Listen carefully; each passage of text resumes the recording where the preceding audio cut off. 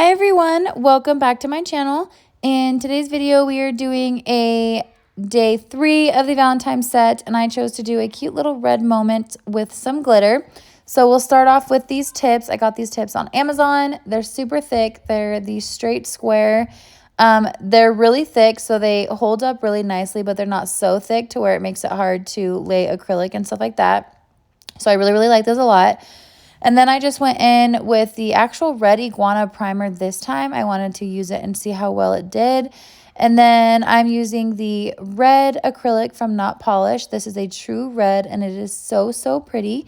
The glitters that I am using today are just plain crafting glitters that I got from Hobby Lobby, which if you know me, you know that I like to use crafting glitters because you can make your own, or they encapsulate just as easy as other glitters do. So I really like using crafting glitters.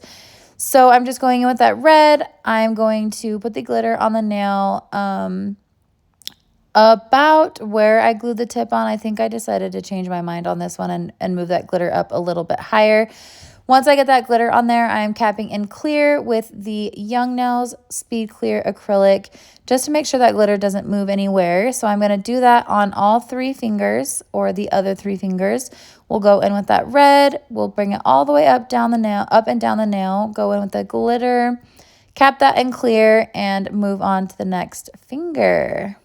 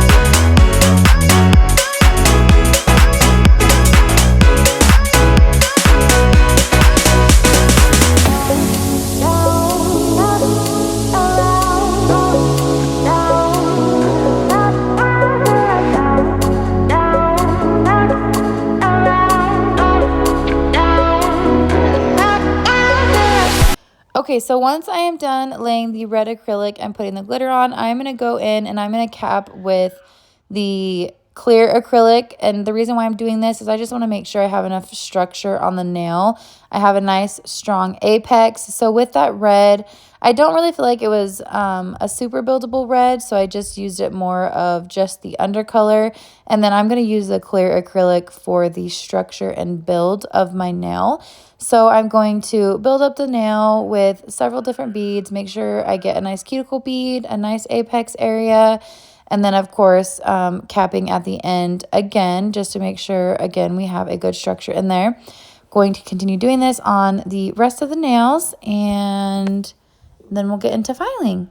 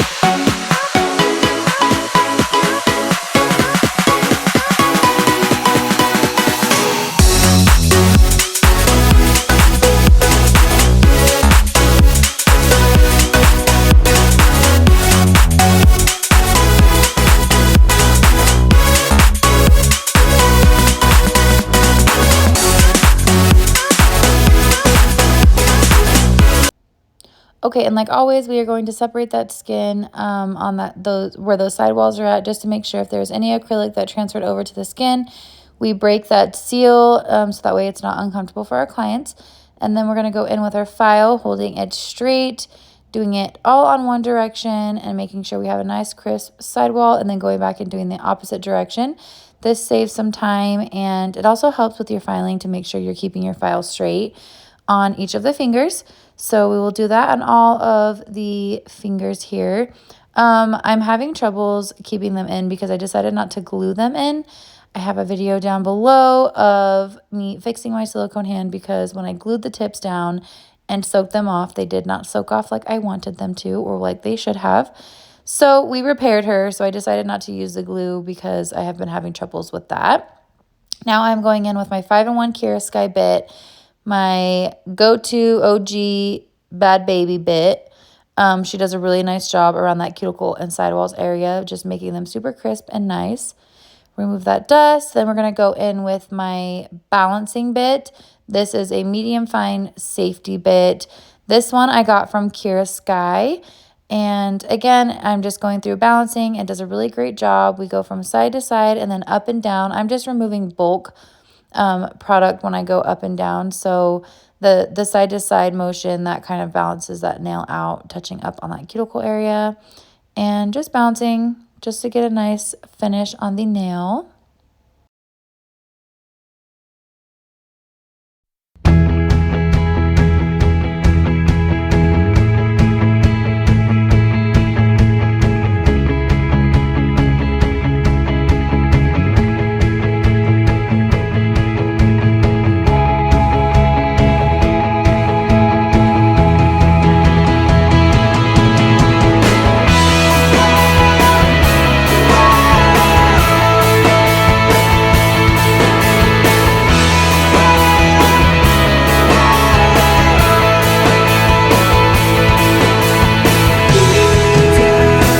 Okay, so I'm just going to go in, kind of crisp up those sidewalls again. I really like a nice, fine, straight sidewall, so I like to go in with my file multiple times and just make sure she's nice and crispy and looks the way I want her to look.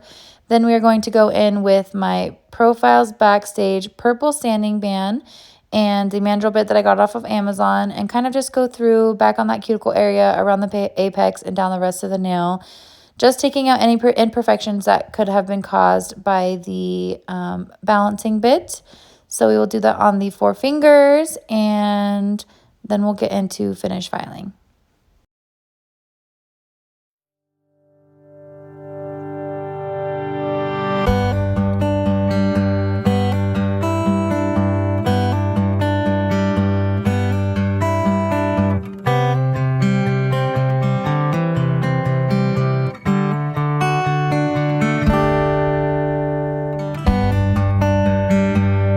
Okay, and when I say finish filing, this is going to be my last filing step for the most part, unless something catches my eye. But what I'll do is I'll turn that hand around and look at it from the client's point of view. This position is extremely important because you can see it from their angle, and things look a little bit different at this angle. So I'm just going to take my file, holding it straight and going right over the tip of that nail just to make sure we are straight all the way across. And I will do that on these 4 fingers. Obviously, if I had a client, it would be on the all 10 fingers. But yeah, you just want to twist that hand around and make sure that you're looking at it from your client's point of view. This step is very, very important in getting a nice straight across tip and shape. Also, this will help you line up your cuticle areas to make sure your nails are all the same length and they're all going the same direction. And then buff those nails out. You don't want to hold your buffer going one direction. You either want to do a circular motion or going up one direction, down the opposite direction. Again, this just smooth overs that nail, takes out those imperfections, and gives you a nice smooth surface.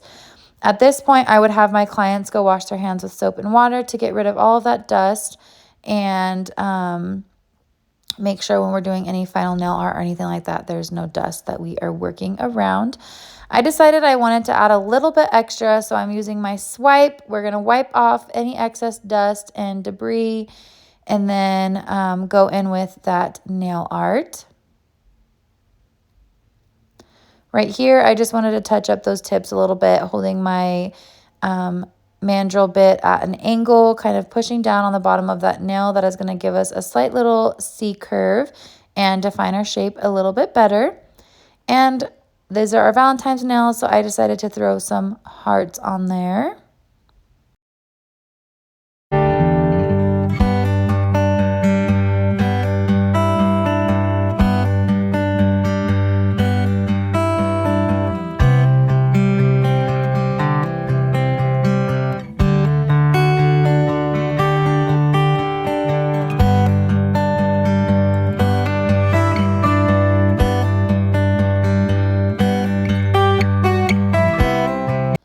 This is my D&D two-ended liner brush, and I want to say it's like 12 millimeters if I'm correct.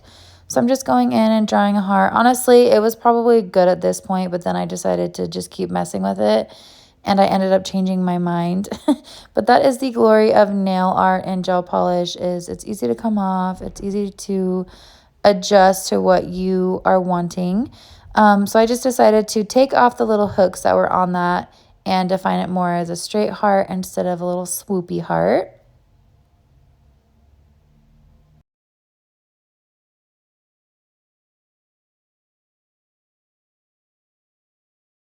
Okay, so then I decided to go in with a heart on this nail as well. Just drawing her out. I couldn't decide at this point if I wanted the hearts to be the same or if I wanted them to be a little bit different. So I kind of just rolled with it, and whatever it turned out looking like, I was okay with it.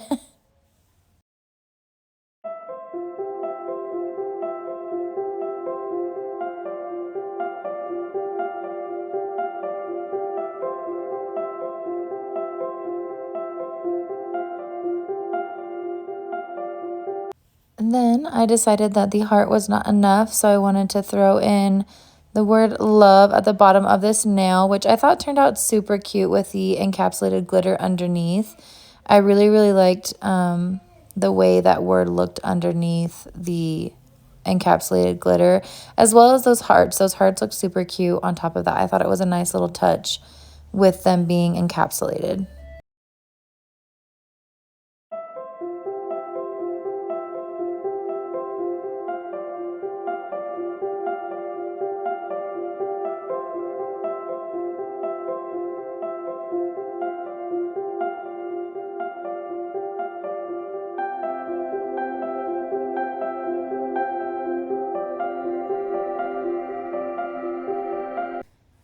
Okay, typically if I was working on a client, I would go from finger. Look at this glow moment. The sun was hitting this hand and it looked so pretty. How cute is that?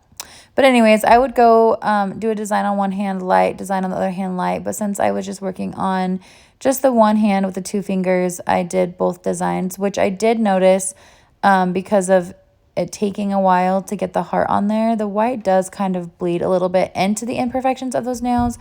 So I would suggest, if you're not a fast art worker, do hand to hand to kind of help prevent the gel polish from bleeding into any imperfections that there are in the nail. But we're just going to cure in the Light Elegance Dot Light for 60 seconds.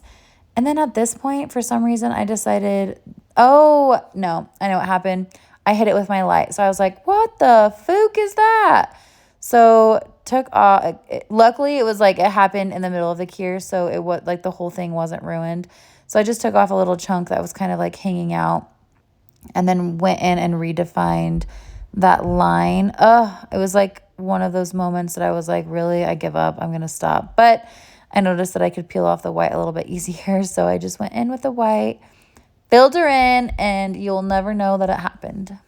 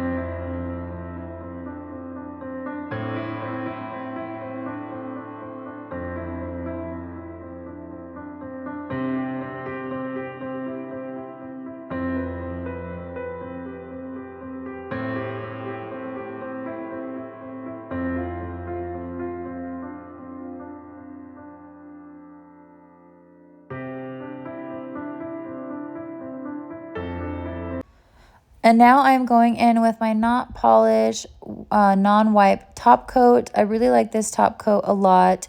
When I have clients come back after a 3 to 4 week period, it's still pretty shiny. So I think that it does a good job.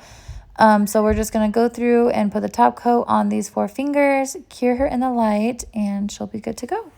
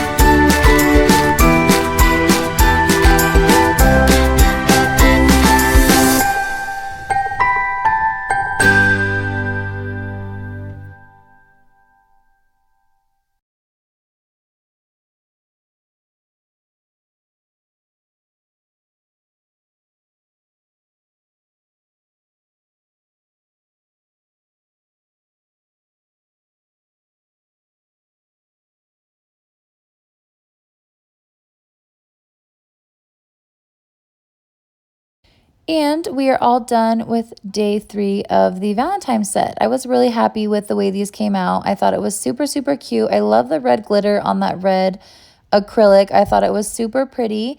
If you guys liked this video, please give me a thumbs up. If you enjoyed the video, subscribe to my YouTube channel.